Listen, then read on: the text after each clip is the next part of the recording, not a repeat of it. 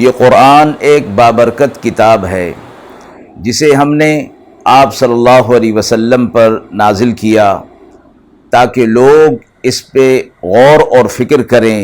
اور تاکہ اہل فہم اس سے نصیحت حاصل کریں۔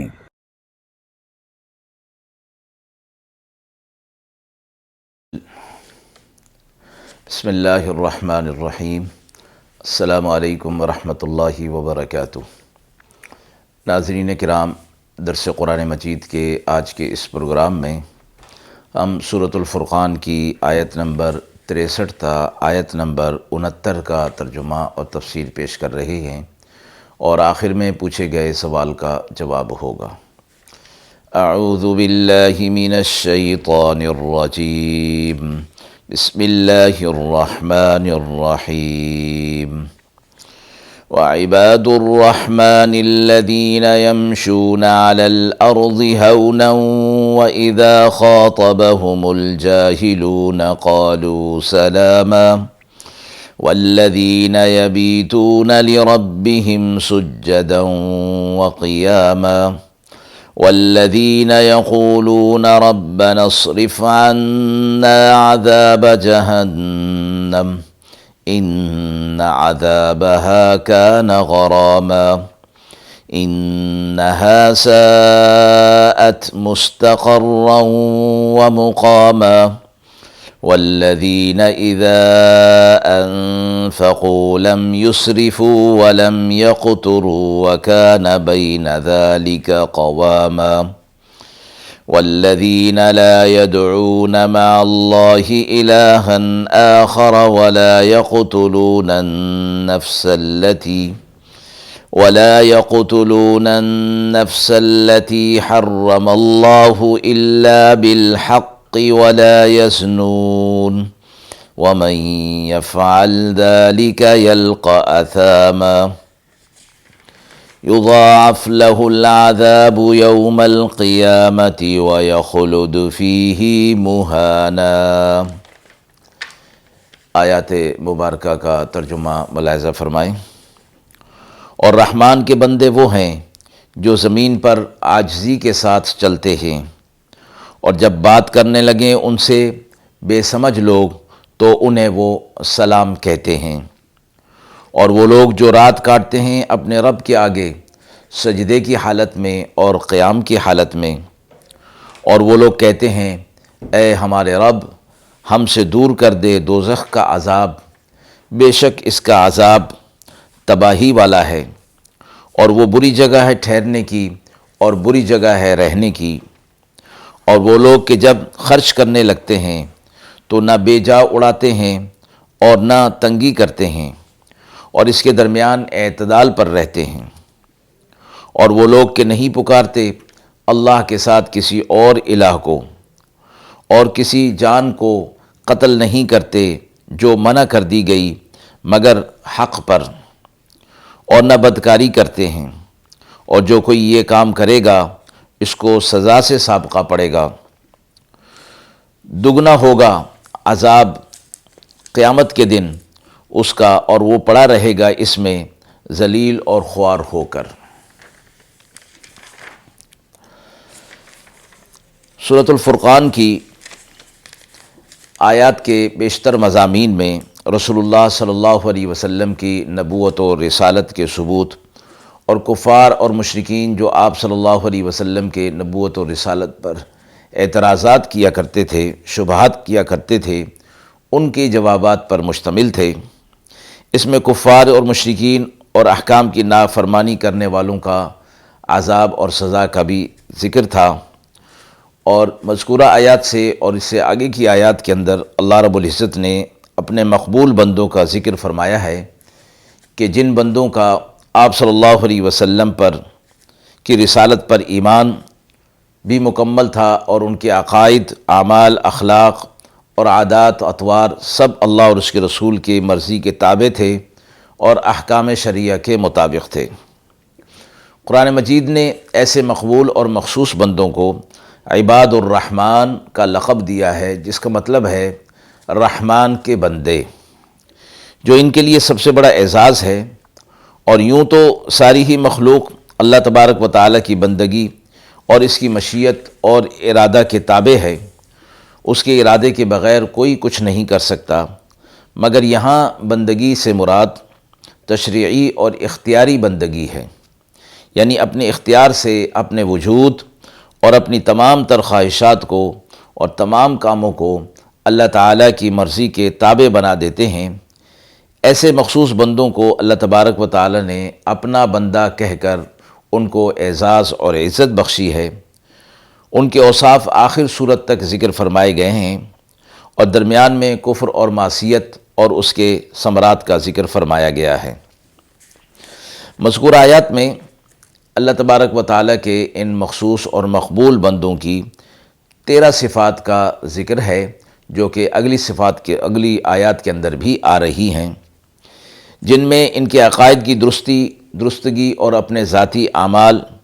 خواہ وہ بدن سے متعلق ہوں یا مال سے متعلق ہوں،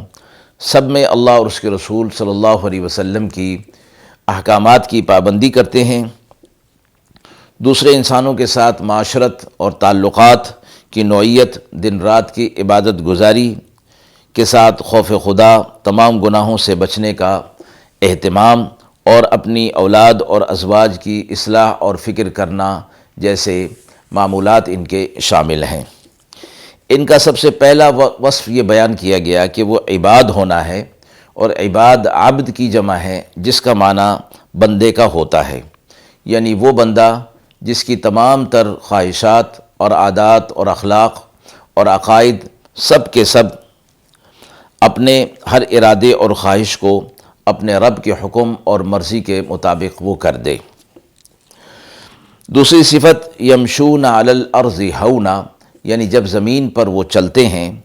تو تواضع اور عاجزی کے ساتھ چلتے ہیں۔ یہاں مراد یہ ہے کہ ان کی چال کے اندر اکڑ اور تکبر نہیں ہوتا۔ اس سے مراد آہستہ چلنا نہیں ہے، کیونکہ وہ بلا ضرورت ہو تو خلاف سنت ہے۔ رسول اللہ صلی اللہ علیہ وسلم کی چلنے کی جو صفات سیرت کی کتابوں کے اندر آئے ہیں، اس سے معلوم ہوتا ہے کہ آپ صلی اللہ علیہ وسلم کا چلنا آہستہ نہیں بلکہ کسی قدر تیز ہوا کرتا تھا۔ تیسری صفت یہ بیان فرمائی، وَإِذَا خَاطَبَهُمُ الْجَاهِلُونَ قَالُوا سَلَامًا، ایسے اللہ کے نیک بندے جب ان سے کوئی جاہل لوگ، ناسمجھ لوگ غیر مہذب طریقے سے مخاطب ہوتے ہیں تو یہ ان سے الجھتے نہیں بلکہ انہیں دوری کا سلام کہہ دیتے ہیں۔ مراد یہ ہے کہ ان سے انتقام نہیں لیتے بلکہ درگزر کا معاملہ کر کے ان سے الگ ہو جاتے ہیں۔ چوتھی صفت بیان فرمائی، وَالَّذِينَ يَبِيتُونَ لِرَبِّهِمْ سُجَّدًا وَقِيَامًا، ایسے لوگوں کی رات